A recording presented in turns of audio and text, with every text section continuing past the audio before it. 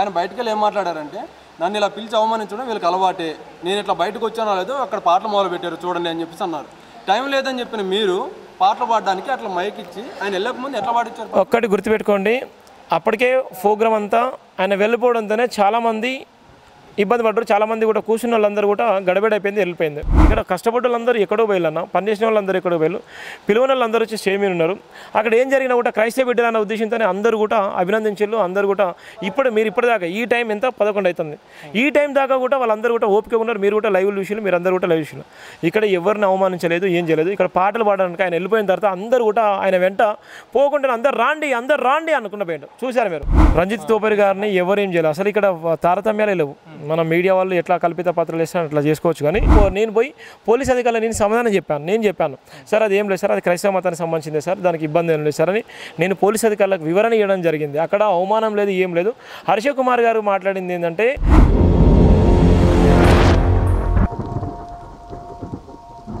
ఈరోజు జరిగినటువంటి ఏదైతే ఈ మీటింగ్లో రంజిత్ తోఫేర్ గారిని అవమానించి పంపించినటువంటి అంబేద్కర్ వాది అనే ఒక టైటిల్ పడిపోతుంది. అసలు ఏం జరిగింది అక్కడ? అసలు వాస్తవానికి అందరూ లైవ్లో చూసిళ్ళు, మీ అందరూ కూడా లైవ్లో ఉన్నారు, నువ్వు కూడా టెలికాస్ట్ చేసిళ్ళు, మీ అందరూ ఆయనను అవమానించింది ఎక్కలేదు, ఆయనను అన్నది కూడా ఎక్కలేదు. అంతా కట్టుకథలు, అబద్ధాలు. ఫస్ట్ పాయింట్ గుర్తుపెట్టుకోండి. అక్కడ మాట్లాడేది కూడా ఏం లేదు.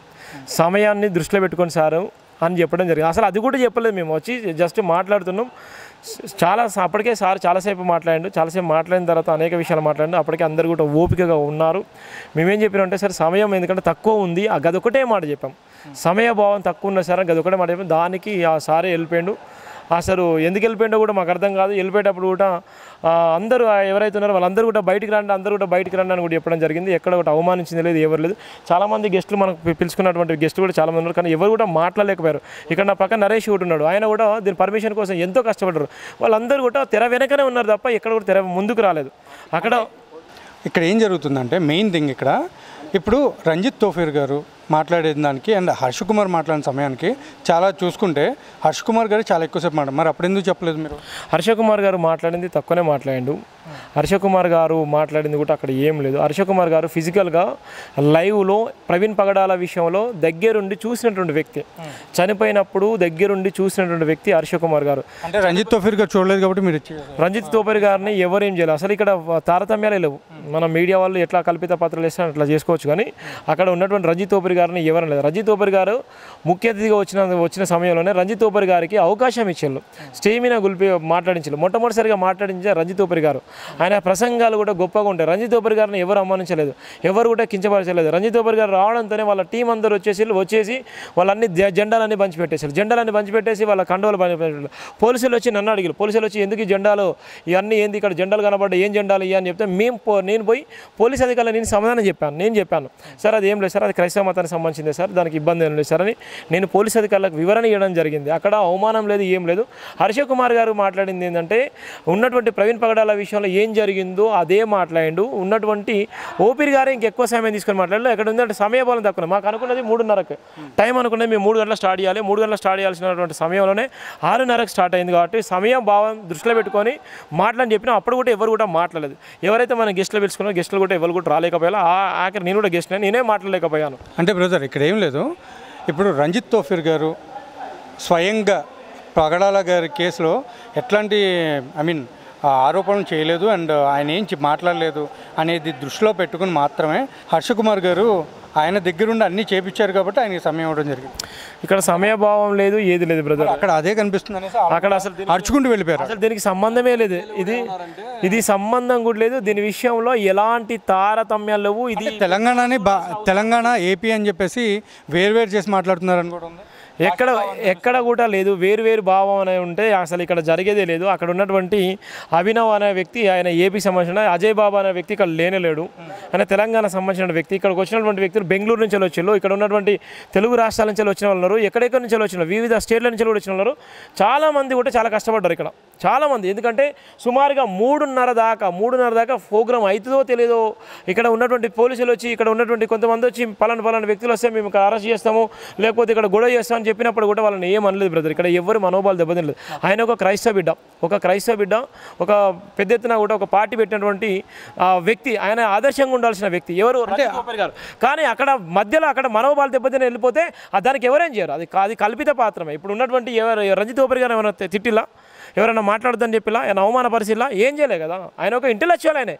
ఆయన ఇంకా సమయం ఎక్కువ ఇవ్వాలి, ఇంకా అర్థం చేసుకొని ఈ ప్రోగ్రామ్ సక్సెస్ జరిగే విధంగా ఇంకా కోఆర్డినేషన్ చేయాలి, అందరికీ ఆదర్శంగా ఉండాలి. కానీ అక్కడ ఏం జరిగింది, అందరూ వాళ్ళే మేము పోతాము అని వాళ్ళు ఇష్టానుసారంగా మాట్లాడు తప్పది. దాని విషయంలో మేమైతే దానికి ఎవరికి రంజిత్ తోఫీర్ గారితే తప్పని మీరు అంటారా?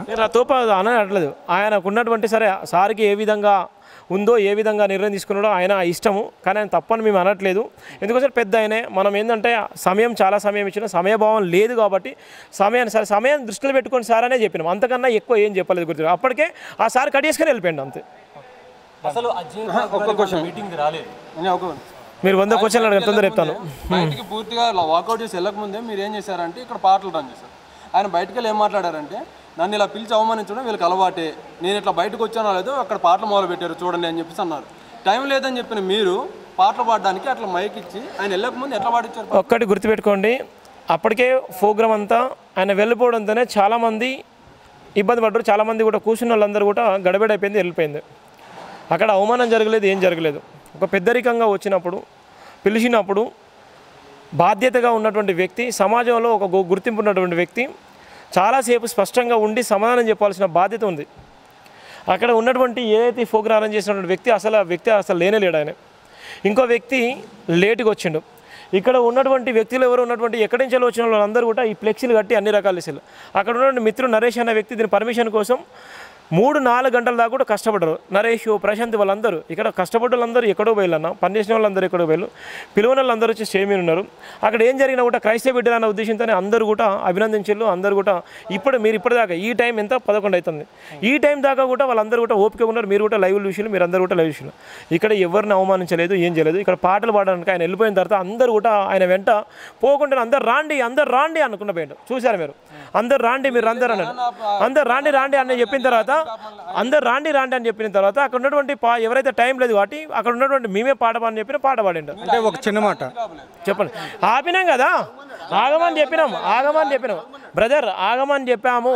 సరే ఆగండి సార్, మీరు పోకండి సార్ అంటే నాకు అవసరం అని ఇంకో బ్రదర్ వాళ్ళందరూ తీసుకుపోయింది. జనాలు మాత్రం ఆపారు. జనాలు కూడా ఆపలేదు. వాళ్ళ అభిప్రాయం అన్న, జనాలు కూడా ఆపలేదు. ఎవరు కూడా పో అని చెప్పలేదు.